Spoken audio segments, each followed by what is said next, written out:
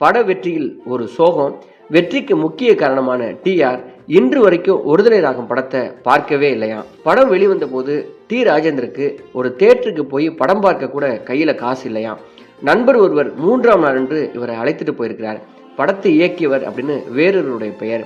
இசை ஏ ராஜ், டி ராஜேந்தர் என்றெல்லாம் டைட்டில் கார்டில் வர கண்ணீருடன் திரையரங்க விட்டு வெளியேறி இருக்கிறார் டிஆர்.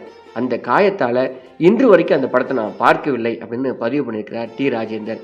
இந்த படத்தில் நடித்த ரூபாவுக்கு ஒருதலை ராகம் ரூபா அப்படின்னு பெயர் கிடைத்தது. இதுல பவ்யமான பெண்ணாக நடித்ததால் பிறகு அவர் நடித்த எல்லா படங்கள்லையும் அதே போன்ற வேடங்களே அவருக்கு கிடைத்தது. அடுத்த 10 வருடங்களுக்கு மேலாக தமிழ் திரையுலகை இவர் ஆளப் போகிறார் அப்படிங்கிறத சொல்லாம சொல்லிவிட்டு போனதுதான் ஒருதலை ராகம் படம். இந்த படத்தில் நடித்த நடிகை உஷாவை பிறகு காதலித்து திருமணம் செய்து கொண்டார் டிஆர். டி ராஜேந்தர் வெற்றி பெற்ற இயக்குனராக இருந்த காலகட்டத்தில் ஒரு பத்திரிகையாளர் அவரை பார்த்து இன்னொரு ஒருதலை